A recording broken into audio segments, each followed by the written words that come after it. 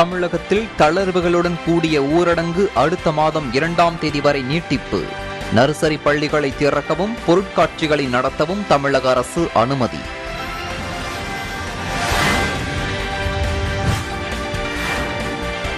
மயிலாடுதுறையில் கனமழையால் சம்பா பயிர்கள் வயலில் சாய்ந்து சேதம். கொள்முதல் நிலையங்களில் நெல் மூட்டைகளும் மழையில் நனைந்ததால் விவசாயிகள் வேதனை.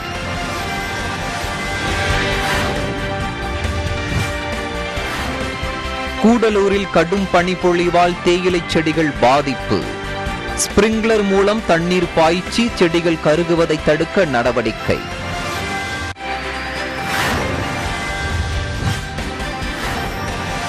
கரைவெட்டி பறவைகள் சரணாலயத்தில் பறவைகள் கணக்கெடுப்பு பணிகள் தொடக்கம். லடாக்கிலிருந்து வரும் வரிதலை வாத்து அதிக அளவில் காணப்படுவதாக தகவல்.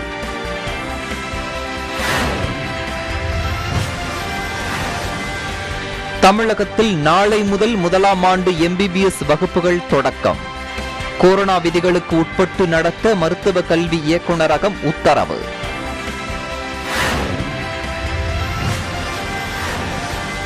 நீலகிரி, கோவை, திருப்பூர் மற்றும் தென் தமிழக மாவட்டங்களில் மழைக்கு வாய்ப்பு. சென்னை வானிலை ஆய்வு மையம் தகவல்.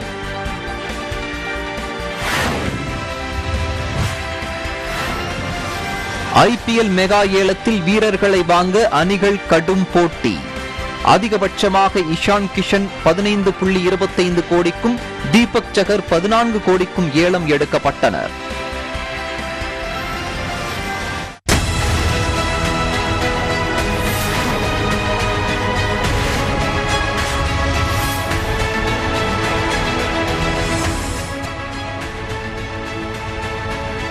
சென்னை, பெங்களூரு, மைசூரு நகரங்களை இணைக்கும் வகையில் புல்லட் ரயில் வழித்தடங்களை உருவாக்குவது குறித்து விரிவான திட்ட அறிக்கையை தயாரித்து வருவதாக ரயில்வே துறை தெரிவித்துள்ளது.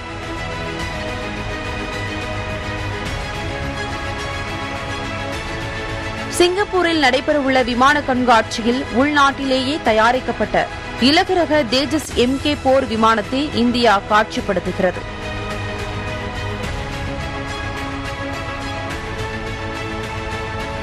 இருபத்தெட்டு வங்கிகளில் ரூபாய் 22,842 கோடி கடன் வாங்கி மோசடி செய்ததாக ABG ஷிப்யார்டு மற்றும் அதன் இயக்குநர்கள் ரிஷி அகர்வால் மற்றும் சந்தானம் முத்துசாமி மீது CBI அதிகாரிகள் வழக்கு பதிவு செய்துள்ளனர்.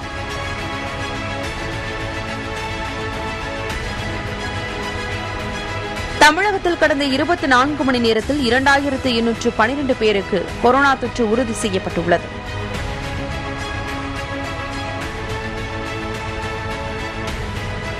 கேரளாவில் கடந்த 24 மணி நேரத்தில் 15,184 பேருக்கு கொரோனா வைரஸ் தொற்று உறுதி செய்யப்பட்டுள்ளது.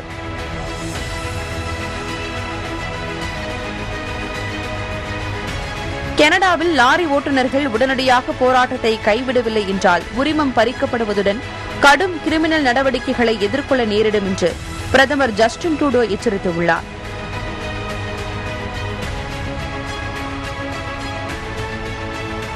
புரோ கபடியில் இன்று ஹரியானா ஸ்டீலர்ஸ், நியூ மும்பா அணிகள் மோதுகின்றன.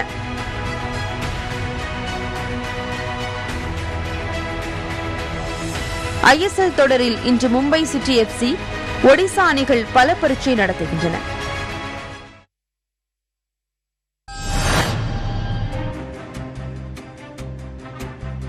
தமிழகத்தில் தளர்வுகளுடன் கூடிய ஊரடங்கு அடுத்த மாதம் 2ஆம் தேதி வரை நீட்டிக்கப்படுவதாக தமிழக அரசு அறிவித்துள்ளது.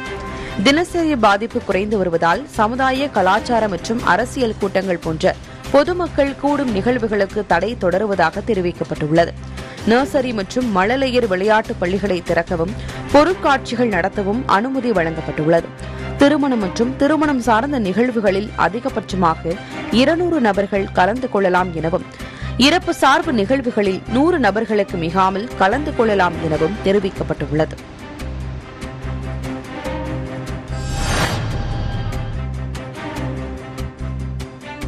கூடலூரில் பனிப்பொழிவு அதிகரித்து காணப்படும் நிலையில் ஸ்பிரிங்க்லர் மூலம் நீர் பாய்ச்சி தேயிலை செடிகளை விவசாயிகள் பாதுகாத்து வருகின்றனர். நீலகிரி மாவட்டம் கூடலூர் சுற்றுவட்டார பகுதிகளில் இந்த ஆண்டு பனிப்பொழிவு சற்று அதிகரித்து காணப்படுகிறது. அதிகாலை நேரங்களில் கடுமையான பனிப்பொழிவு காணப்படும் நிலையில் மதியம் வெயிலின் தாக்கம் அதிகமாக உள்ளது. இந்த காலநிலையில் தேயிலை செடிகள் பல இடங்களில் கருகுவதை காண முடிகிறது. இதனால் தேயிலை செடிகளை பாதுகாப்பதற்காக விவசாயிகள் காலை மற்றும் மாலை நேரங்களில் ஸ்பிரிங்க்லர் மூலம் தண்ணீர் பாய்ச்சி வருகின்றனர்.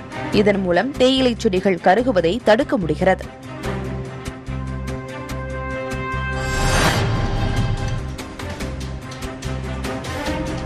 அரியலூர் கரைவெட்டி பறவைகள் சரணாலயத்தில் பறவைகள் கணக்கெடுப்பு பணிகள் தொடங்கியது. தஞ்சை பல்கலைக்கழக சுற்றுச்சூழல் மற்றும் மூலிகை அறிவியல் துறை மாணவர்கள் உதவியுடன் இந்த பறவைகள் கணக்கெடுப்பு பணி நடைபெற்று வருகின்றன. நேற்றும் இன்றும் கணக்கெடுப்பு பணிகள் தொடர்ந்து நடைபெற்று வருகின்றன. இதுவரை நடைபெற்ற கணக்கெடுப்பில் பாம்புதாரா, சாம்பல் கூழைக்கிடா, வெள்ளை அரிவாள் மூக்கன், வண்ணநாரை உள்ளிட்ட பறவைகள் கரைவெட்டி சரணாலயத்தில் இருப்பது தெரியவந்துள்ளன. மொத்தத்தில் இதுவரை லடாக் வரிதலை வாத்து உட்பட 110க்கும் மேற்பட்ட பறவை இனங்கள் சரணாலயத்தில் இருப்பது தெரியவந்துள்ளது. கரண்டி மூக்கன் அப்படிங்கிறது இந்த ஊசி வால் வாத்து, சிறவி அப்படின்னு சொல்லக்கூடிய அந்த பறவை, இதெல்லாம் அதிக எண்ணிக்கையில் இருக்குது சார். இதெல்லாம் வந்து தெற்காசிய நாடுகளிலிருந்து வரக்கூடிய பறவைகள். அதே மாதிரி இந்த பார்கட்டட் கீஸ், அந்த வரித்தலை வாத்து அப்படின்னு சொல்லக்கூடிய பறவை வந்து லடாக் ரீஜனில் வந்து அங்கே இனப்பெருக்கம் செய்யக்கூடிய பறவை. அது ஒவ்வொரு வருஷமும் நம்ம தமிழ்நாட்டில் குறிப்பாக கரைவெட்டி பறவைகள் சரணாலயத்தில் வந்து அதிக எண்ணிக்கையில் பார்க்கலாம் சார். நாரைகளில் பார்த்திங்கன்னா நத்தக்குத்தி நாரை, வண்ண நாரைன்னு சொல்லக்கூடியது, அரிவாள் மூக்கன், கரண்டி வாயன், பெரிய கொக்கு, சிறிய கொக்கு, நடுத்தர கொக்கு, பொட்டமடையான், குருட்டு மடையான், இந்த மாதிரி பறவைகள்லாம் நிறைய பார்த்தோம் சார்.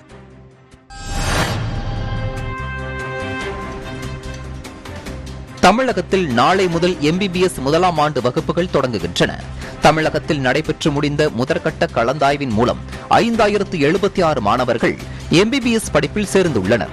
கொரோனா விதிகளுக்கு உட்பட்டு வகுப்புகளையும் விடுதிகளையும் நடத்த மருத்துவ கல்வி இயக்குநரகம் உத்தரவிட்டுள்ளது.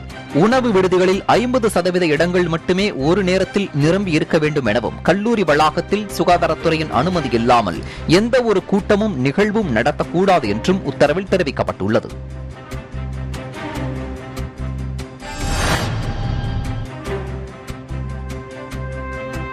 மயிலாடுதுறை மாவட்டத்தில் கனமழையால் பல்வேறு இடங்களில் அறுவடை செய்ய வேண்டிய பல்லாயிரக்கணக்கான ஏக்கரில் சம்பா பயிர்கள் வயலில் சாய்ந்து சேதமடைந்ததால் விவசாயிகள் கவலையடைந்துள்ளனர். மயிலாடுதுறை, குத்தாலம், மணல்மேடு, சீர்காழி, கொள்ளிடம், தரங்கம்பாடி உள்ளிட்ட மாவட்டத்தின் பல்வேறு பகுதிகளில் மழை கொட்டி தீர்த்தது. மயிலாடுதுறை மாவட்டத்தில் 1,72,000 ஏக்கர் சம்பா தாளடி பயிர்கள் பயிரிடப்பட்டு தற்போது முழு வீச்சில் அறுவடை நடைபெற்று வருகிறது. 1,00,000 ஏக்கருக்கு மேல் அறுவடை செய்யப்பட்டுள்ளது. இந்நிலையில் திடீரென்று பெய்த கனமழையால் வழுவூர், பண்டாரவாடை, நெய்க்குப்பை, பெருஞ்சேரி, குமாரமங்கலம் உள்ளிட்ட மாவட்டத்தின் பல்வேறு பகுதிகளில் அறுவடை செய்ய வேண்டிய பல்லாயிரக்கணக்கான நெற்பயிர்கள் வயலில் சாய்ந்துள்ளது. மேலும் முற்றிய நெல்மணிகள் உதிர்ந்து மகசூல் இழப்பு ஏற்படுவதோடு அறுவடைக்கு முன் ஊடுபயிராக விதைக்கப்பட்டுள்ள உளுந்து பயிர்கள் தண்ணீரில் மூழ்கி அழுகும் சூழ்நிலை ஏற்பட்டுள்ளதால் விவசாயிகள் கவலை அடைந்துள்ளனர். மேலும் அரசு நேரடி நெல் கொள்முதல் நிலையங்களில் விவசாயிகள் அறுவடை செய்து விற்பனைக்காக அடுக்கி வைத்திருந்த நெல் மூட்டைகள் மழையில் நனைந்து சேதமடைந்துள்ளது.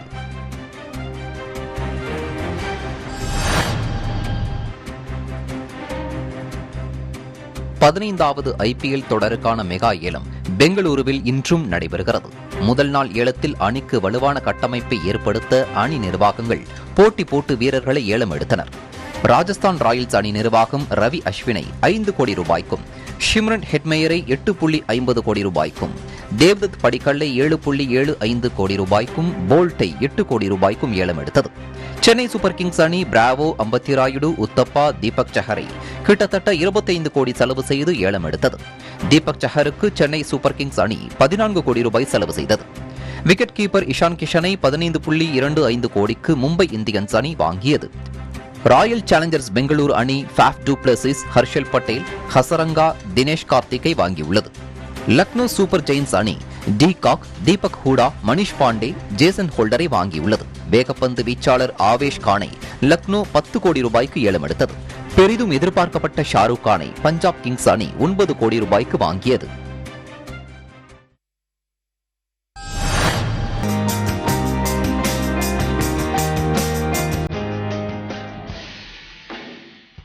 படிம எரிபொருளை பயன்படுத்தாமல் புதிய தொழில்நுட்பங்களை பயன்படுத்தி மின்சக்தி உற்பத்தி செய்யும் வகையில் பல்வேறு சாதனங்கள் உருவாக்கப்பட்டுள்ளன. இந்த அழகிய சிறிய வீட்டில் 2 வசிக்க முடியும் என்கின்றனர் வடிவமைப்பாளர்கள். இந்த வீடு சோலார் மற்றும் விண்ட் டர்பைன் மூலம் இயங்குகிறது.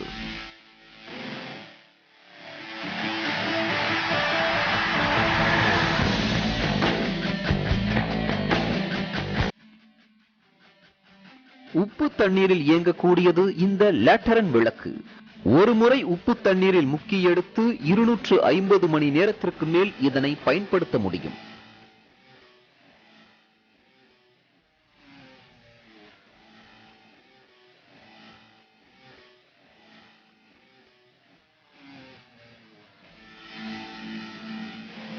நம்ம ஊரில் அமைக்கப்பட்டுள்ள காற்றாலை போல் ஸ்காட்லாந்தில் நீர்நிலைகளில் காற்றாலைகள் அமைக்கப்பட்டுள்ளது.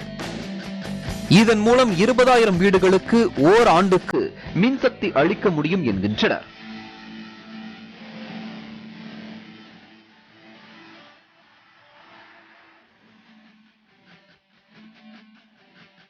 கழிவு நீரிலிருந்து பயோடீசலை எடுக்கும் முயற்சியை இவர்கள் முன்னெடுத்துள்ளனர். இதன் மூலம் சிறிய மாற்றம் செய்து டீசல் கார்களை இயக்க முடியும் என்கின்றனர் வடிவமைப்பாளர்கள்.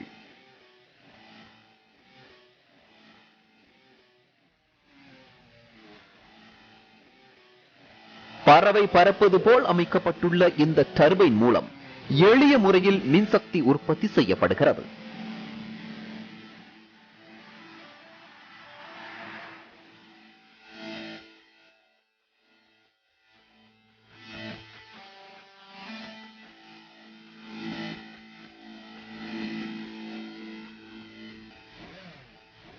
இந்த சோலார் பேனல் கிரிட் ஒரு இடத்திலிருந்து மற்ற இடத்திற்கு எளிதாக எடுத்து செல்ல முடியும்.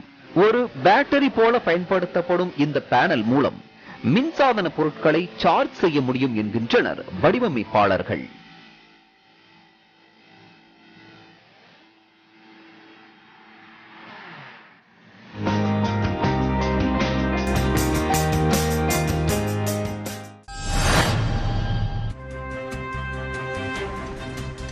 திருத்துறைப்பூண்டி அருகே வீட்டிற்குள் புகுந்த விஷப்பாம்பை தீயணைப்பு வீரர்கள் பிடித்து வனப்பகுதியில் விட்டனர். திருவாரூர் மாவட்டம் திருத்துறைப்பூண்டி அருகே விட்டுக்கட்டி கிராம பகுதியைச் சேர்ந்தவர் கணேசன். இவரது வீட்டிற்குள் 5.5 அடி நீள பாம்பு ஒன்று புகுந்துள்ளது. இதனை பார்த்து கணேசன் தீயணைப்பு நிலையத்துக்கு தகவல் தெரிவித்தார். இதையடுத்து வந்த தீயணைப்புத்துறை குழுவினர் வீட்டில் பல்வேறு பகுதிகளில் தேடி இறுதியாக வீட்டின் சமையலறை பகுதியில் இருந்த விஷப்பாம்பை சுமார் 1 மணி நேரம் போராடி பிடித்தனர். தொடர்ந்து பாம்பை வனப்பகுதியில் கொண்டு சென்று விட்டனர்.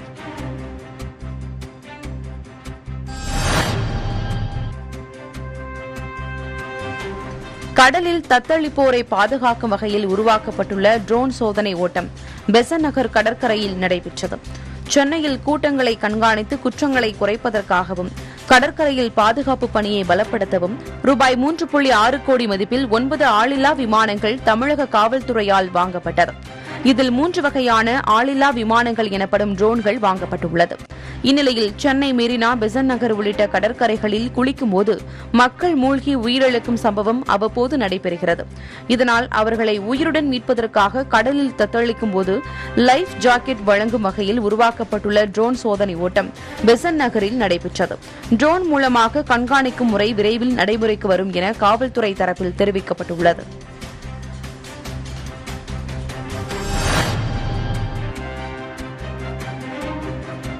புதுக்கோட்டை மாவட்டம் புதுப்பட்டி கிராமத்தில் முடித்திருத்தம் செய்வதில் சாதிய பாகுபாடு நிலவுவதாகவும் காலம் காலமாக தங்களுக்கு கிராமத்தில் உள்ள சலூன்களில் முடித்திருத்தம் செய்வதில்லை என்று பட்டியலின மக்கள் கோட்டாட்சியரிடம் தெரிவித்துள்ளனர். பட்டியலின பிரதிநிதிகள், சலூன் கடை உரிமையாளர்கள் உள்ளிட்டோரிடம் நேற்று முன்தினம் கோட்டாட்சியர் விசாரணை நடத்தினார். அப்போது தங்கள் கிராமத்தில் சாதி பாகுபாடு இல்லை என கோட்டாட்சியரிடம் எழுத்துப்பூர்வமாக வாக்குமூலம் அளித்தனர். இந்நிலையில் கோட்டாட்சியர் அபிநயா, புதுக்கோட்டை ஆதி திராவிடர் நல அலுவலர் கருணாகரன், ஆலங்குடி டிஎஸ்பி வடிவேலு உள்ளிட்டோர் புதுப்பட்டி கிராமத்தில் பட்டியலின மக்களிடம் நேரில் விசாரணை நடத்தினர். அப்போது தங்கள் கிராமத்தில் பல காலமாக சாதி பாகுபாடு நிலவுவதாகவும் தங்களுக்கு முடித்திருத்தம் செய்வதில்லை என்றும் மக்கள் தெரிவித்தனர். இதையடுத்து விசாரணையை முடித்துக் கொண்ட கோட்டாட்சியர் விசாரணை அறிக்கையை மாவட்ட ஆட்சியரிடம் தாக்கல் செய்வார் என தகவல் வெளியாகியுள்ளது. இது தொடர்பாக ஆட்சியர் கவிதா ராமு நேரில் ஆய்வு செய்ய உள்ளதாக தெரிவித்துள்ளார்.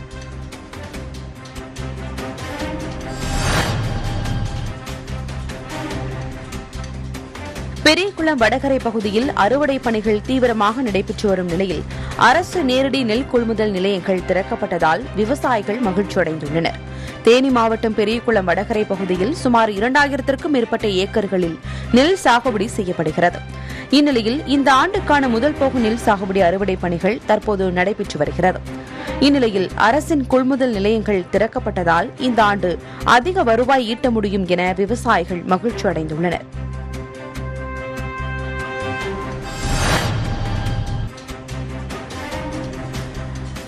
விழுப்புரம் மாவட்டம் மரக்காணம் அடுத்து உள்ள பகுதியில் வசிக்கும் பழங்குடி இருளர் இன மக்களுக்கு தமிழக அரசு வீடு கட்டும் திட்டத்தின் கீழ் நிதி ஒதுக்கீடு செய்வதில் காலதாமதம் ஏற்பட்டது. அதனைத் தொடர்ந்து மாவட்ட ஆட்சியர் மோகன் மரக்காணம் ஊராட்சி ஒன்றியத்திற்குட்பட்ட கீழ்சிவிரி கிராமத்தில் இருளர் இன மக்களை சந்தித்தார். பசுமை வீடுகள் திட்டத்தின் கீழ் 38 வீடுகள் கட்டப்பட்டு வரும் பணிகள் குறித்து ஆய்வு மேற்கொண்டார். கட்டுமான பணிகளை விரைந்து முடித்து வீடுகளை ஒப்படைத்திடவும், குடியிருப்பு பகுதிகளில் சாலை வசதி, மின் வசதி, குடிநீர் வசதி உள்ளிட்ட அனைத்து அடிப்படை வசதிகளும் மேற்கொள்ள அறிவுறுத்தினார்.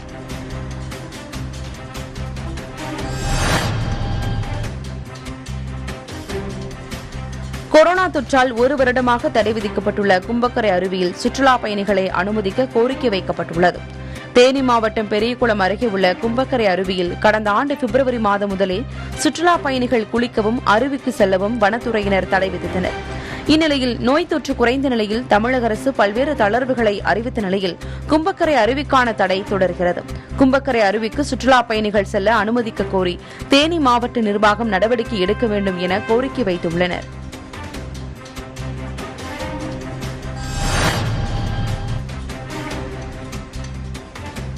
கரூர் மாவட்டம் அரவக்குறிச்சி அடுத்த பண்ணப்பட்டி பகுதியில் அரசு துவக்க பள்ளி உள்ளது. 22 பள்ளி மாணவ மாணவிகள் பயின்று வருகின்றனர். நேற்று பள்ளிக்கு வந்த 18 மாணவ மாணவிகள் மதிய உணவு அருந்தியுள்ளனர். மாலை பள்ளி விடும் நேரத்தில் ஒரு மாணவருக்கு வாந்தி மயக்கமும் ஏற்பட்டுள்ளது. தொடர்ந்து மாணவர் அரசு மருத்துவமனையில் சேர்க்கப்பட்டார். இதனைத் தொடர்ந்து மற்ற மாணவர்களுக்கும் வாந்தி ஏற்படும் உணர்வு ஏற்பட்டுள்ளது. இதையடுத்து 18 மாணவர்களும் கரூர் அரசு மருத்துவக் கல்லூரி மருத்துவமனைக்கு சிகிச்சைக்காக அனுப்பி வைக்கப்பட்டனர். இதனால் அந்த பள்ளி முன் மாணவர்களின் பெற்றோர்கள் மற்றும் ஊர் பொதுமக்கள் ஒன்று கூடினர்.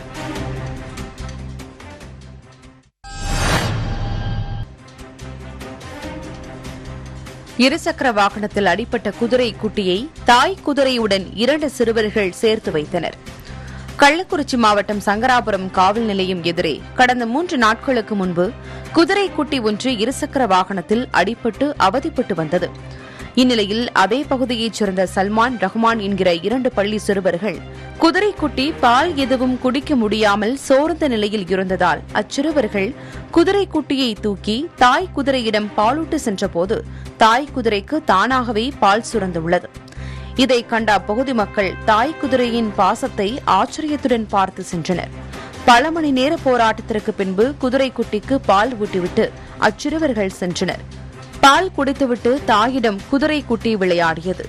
குதிரை குட்டிக்கு பால் ஊட்டிய அச்சிறுவர்களை பொதுமக்கள் மற்றும் சமூக ஆர்வலர்கள் பாராட்டினர்.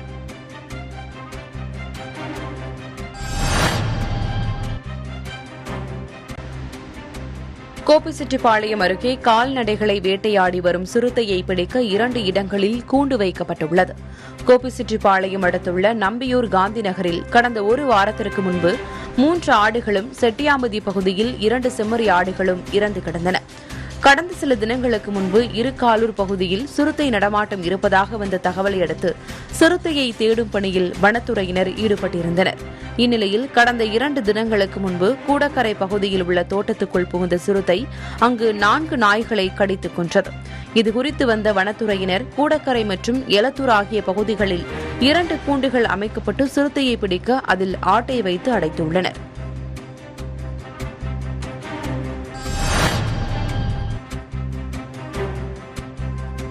புதுச்சேரி ஜிப்மர் மருத்துவமனையில் மருத்துவக் கல்லூரியில் மாணவர்கள் தேர்வு நடைபெற்று வருகின்றது.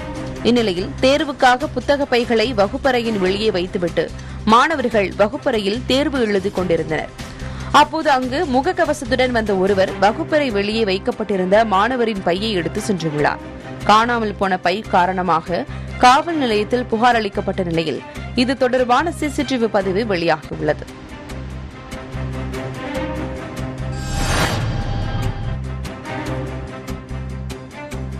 குமரி மாவட்டம் இடைக்கோடு பேரூராட்சிக்குட்பட்ட மொட்டைக்காலை பகுதியில் குடியிருப்புகளுக்கு மின் இணைப்பு வழங்குவதற்காக மின் கம்பம் நடப்பட்டுள்ளது. இக்கம்பத்தில் உள்ள மின் கம்பியில் பழுதடைந்து மின் கசிவு ஏற்பட்டது. இதையடுத்து அப்பகுதி மக்கள் புத்தன் சந்தை மின்சார வாரியத்துக்கு தகவல் தெரிவித்துள்ளனர். ஆனால் எந்த நடவடிக்கையும் எடுக்கவில்லை. சில மணி நேரத்தில் பெய்த மழை காரணமாக குடியிருப்புகளில் மின் கசிவு ஏற்பட்டு அப்பகுதியில் வசிக்கும் அனில்குமார், உஷா இவர்களது 1 வயது குழந்தை ஆகியோரை மின்சாரம் தாக்கியுள்ளது. இவர்கள் மருத்துவமனையில் சிகிச்சை பெற்று வருகின்றனர். இதுபோல் இவரது வீட்டின் அருகே பசுமாடு ஒன்று மின்சாரம் தாக்கி உயிரிழந்தது. மேலும் பல்வேறு வீடுகளில் மின்சார பொருட்கள் தீப்பற்றி சேதமடைந்தது. இதுகுறித்த தகவலை அடுத்து போலீசார், வட்டாட்சியர் சம்பவ இடத்திற்கு வந்து விசாரணை நடத்தினர். பின்னர் வந்த மின்சார வாரிய ஊழியர்கள் மின்கம்பியில் ஏற்பட்ட பழுதை சரி செய்தனர். நாங்கள் 8-10 வருஷமாக மாடு, ஆடு, மாடு எல்லாம் வளர்த்திட்டு இருக்கோம். அப்போ என் கணவர் ஆட்டோ ஓட்டிகிட்டு இருக்காரு. இதை வச்சு தான் நாங்கள் பொழப்பே நடத்திட்டு இருக்கோம். இப்போ மின்னழுத்தம் கூடுதலாக வந்ததுனால கரண்ட் அடித்து மாடு இறந்து போச்சு. இதை வச்சு நாங்கள் பிழைக்கலாம். இதுக்கு வேண்டிய உரிய உதவித்தொகையை தர வேண்டும்.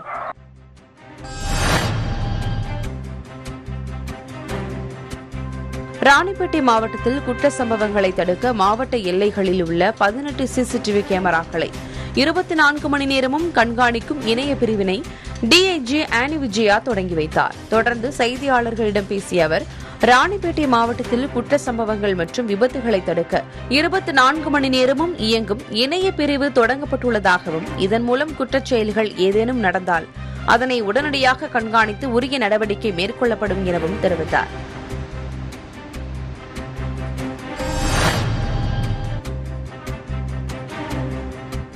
செங்கல்பட்டு மாவட்டம் கல்பாக்கம் புதுப்பட்டினம் வணிகர் சங்கம் சார்பில் ஊராட்சியில் தூய்மை பணியாளர்களுக்கு ஆண்டுதோறும் பொங்கல் விழாவை ஒட்டி கௌரவ விழா நடத்தப்படும். அப்போது ஊக்கத்தொகையுடன் கூடிய பரிசளிப்பும் வழங்கப்படும். அவ்வாறு இந்த ஆண்டு வணிகர் சங்கம் நடத்திய பொங்கல் விழாவில் கொரோனா ஊரடங்கு காலங்களில் சிறப்பாக பணிபுரிந்த 40 தூய்மை பணியாளர்களுக்கு வேட்டி, சேலை மற்றும் ஊக்கத்தொகையுடன் கூடிய பரிசளிப்புகள் வழங்கப்பட்டன.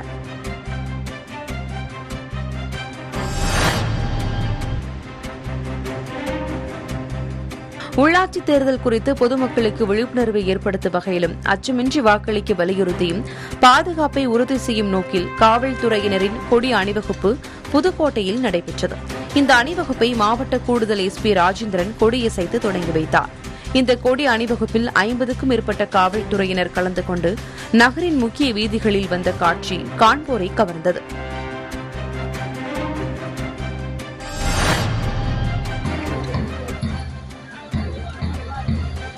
சிவகங்கை மாவட்டம் மானாமதுரை உள்ளாட்சி நகர்ப்புற தேர்தலை முன்னிட்டு மாவட்ட காவல் கண்காணிப்பாளர் செந்தில்குமார் தலைமையிலான 100க்கும் மேற்பட்ட போலீசார் கொடி அணிவகுப்பு சென்றனர்.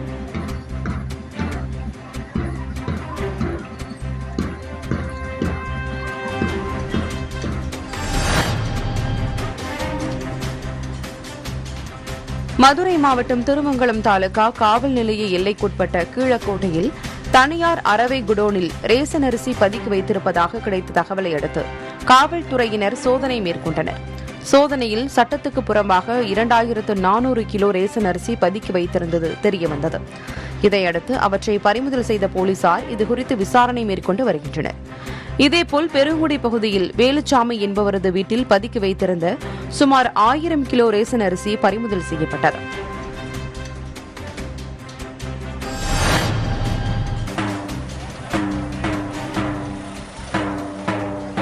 சென்னை செம்மஞ்சேரி காவல் சரகத்திற்குட்பட்ட கண்ணகி நகர் பகுதியில் காவல்துறையினர் கொடி அணிவகுப்பு நிகழ்ச்சி நடைபெற்றது. உள்ளாட்சி தேர்தலை ஒட்டி பொதுமக்களுக்கு அச்ச உணர்வை போக்கவும் அனைவரும் வாக்களிக்க வேண்டும் என்பதை வலியுறுத்தியும் செம்மஞ்சேரி உதவி ஆணையர் ரியாசுதீன் தலைமையில் 100க்கும் மேற்பட்ட போலீசார் கண்ணகி நகர் காவல் நிலையத்திலிருந்து வீதி வீதியாக சென்று கொடி அணிவகுப்பை நடத்தினர்.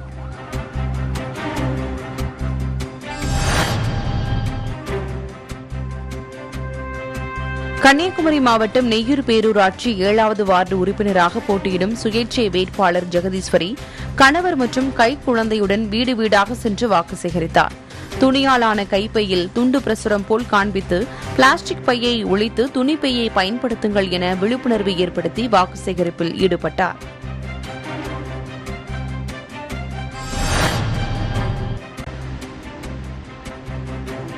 புதுக்கோட்டை நகராட்சி 24வது வார்டில் போட்டியிடும் வேட்பாளர் மணிமேகலை அந்த வார்டுக்குட்பட்ட பகுதிகளில் வீதி வீதியாக சென்று பிரச்சாரத்தில் ஈடுபட்டார். அப்போது அப்பகுதியில் உள்ள ஒரு ஆட்டு இறைச்சி கடையில் கறி வெட்டி வாக்கு சேகரிப்பில் ஈடுபட்டார்.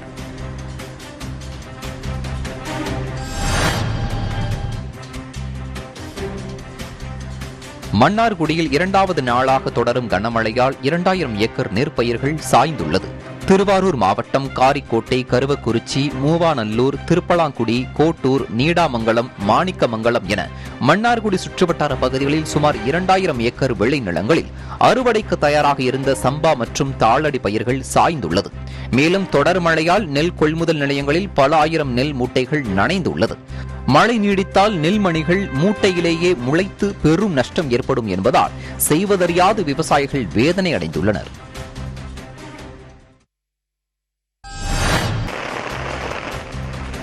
தென் தமிழக மாவட்டங்களில் ஒரு சில இடங்களிலும், நீலகிரி, கோவை மாவட்டங்களில் ஓரிரு இடங்களிலும் இடி மின்னலுடன் கூடிய லேசானது முதல் மிதமான மழை பெய்யக்கூடும் என சென்னை வானிலை ஆய்வு மையம் தெரிவித்துள்ளது.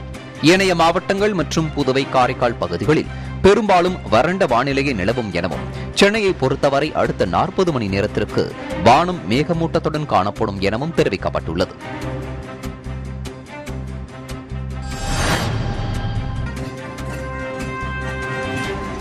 உலக புகழ்பெற்ற மதுரை மீனாட்சியம்மன் கோவில் மாசி மாத மண்டல திருவிழா தொடங்கி 5ஆம் நாளான நேற்று மீனாட்சியம்மன், சுந்தரேஸ்வரர் தனித்தனி தங்க குதிரை வாகனங்களில் எழுந்துருளி கோவிலை சுற்றியுள்ள 4 சித்திரை வீதிகளிலும் வலம் வந்தனர்.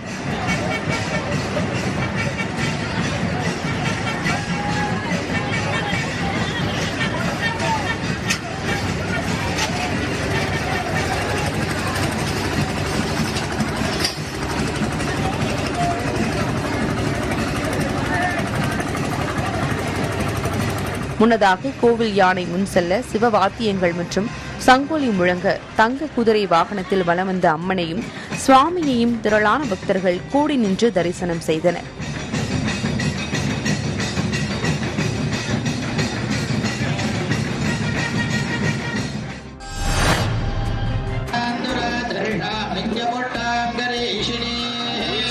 திருவாரூர் மாவட்டம் மன்னார்குடி அருகே சிறுமங்கலம் கிராமத்தில் உள்ள ஸ்ரீ பூர்ணா புஷ்கலாம்பிகா, ஓலைக்கொண்ட ஐயனார் ஆதியப்பன், தூண்டிக்காரன், முன்னோடியான் கோவிலில் கும்பாபிஷேகம் செய்ய முடிவு செய்யப்பட்டு திருப்பணிகள் நடைபெற்றது.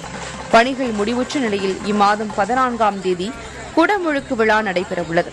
இந்நிலையில் சிறுமங்கலத்தில் உள்ள சாவடி குளக்கரையிலிருந்து பக்தர்கள் விசேஷ தீர்த்தம் மற்றும் முளைப்பாரி சுமந்து ஊர்வலமாக சென்றனர்.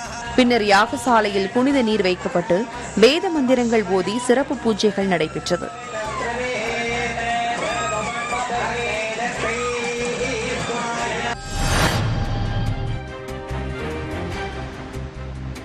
வெளி மாநில வியாபாரிகள் இடைத்தரக முறையில் வெளி மாநிலங்களில் இருந்து நெல்லை குறைந்த விலைக்கு கொள்முதல் செய்து தமிழகத்தில் உள்ள நெல் கொள்முதல் நிலையங்களில் அதிக விலைக்கு விற்பனை செய்வதாக புகார் எழுந்தது.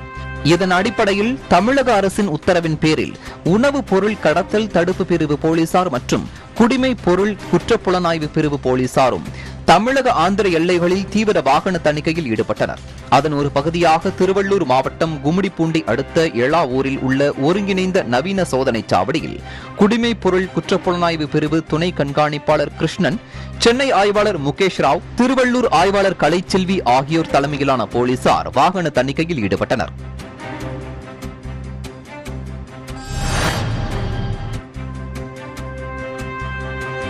கள்ளக்குறிச்சி மாவட்ட காவல் கண்காணிப்பாளர் உத்தரவின் பேரில் கச்சிராயபாளையம் காவல் ஆய்வாளர் ஸ்ரீபிரியா தலைமையிலான போலீசார் கல்வராயன் மலைப்பகுதியில் உள்ள சோத்தூர் கலாக்காட்டு ஓடையில் ரோந்து பணியில் ஈடுபட்டனர்.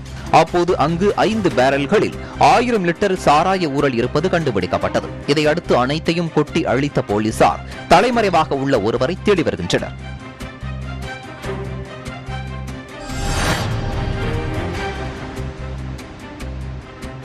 வல்லூர் அனல் மின் நிலையத்தில் தொழில்நுட்ப கோளாறு காரணமாக 500 மெகாவாட் மின் உற்பத்தி பாதிக்கப்பட்டுள்ளது. இதனிடையே ஊதிய உயர்வு, பணி நிரந்தரம் உள்ளிட்ட பல்வேறு கோரிக்கைகளை வலியுறுத்தி ஒப்பந்த தொழிலாளர்கள் 5வது நாளாக வேலை நிறுத்தத்தில் ஈடுபட்டனர். தொழிலாளர் நலத்துறை அதிகாரிகள் இந்த விவகாரத்தில் தலையிட்டு அனல் மின் நிலைய அதிகாரிகளுடன் பேச்சுவார்த்தை நடத்தி கோரிக்கைகளை நிறைவேற்ற வேண்டும் என கோரிக்கை விடுத்துள்ளனர்.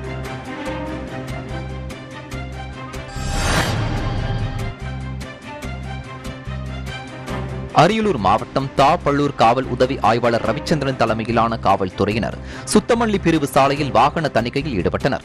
அப்போது இருசக்கர வாகனங்களில் வந்த 3 பேரை நிறுத்தி விசாரித்த போது அவர்கள் இருகையூர் சின்னதுரை என்பவரது வீட்டில் இருசக்கர வாகனம் திருடப்பட்டது கண்டுபிடிக்கப்பட்டது. அவர்களிடமிருந்து இருசக்கர வாகனம் பறிமுதல் செய்யப்பட்டு 3 பேரையும் ஜெயங்கொண்டம் குற்றவியல் நீதிமன்றத்தில் ஆஜர்படுத்தி சிறையில் அடைத்தனர்.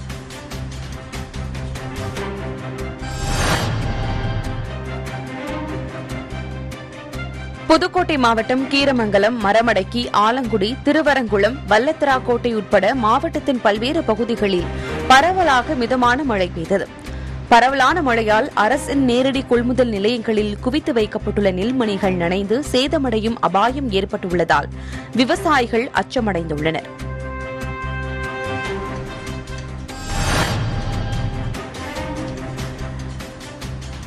கடலூர் மாவட்டம் விருத்தாச்சலம் நகராட்சிக்குட்பட்ட பகுதிகளில் 33 வார்டுகள் உள்ளன.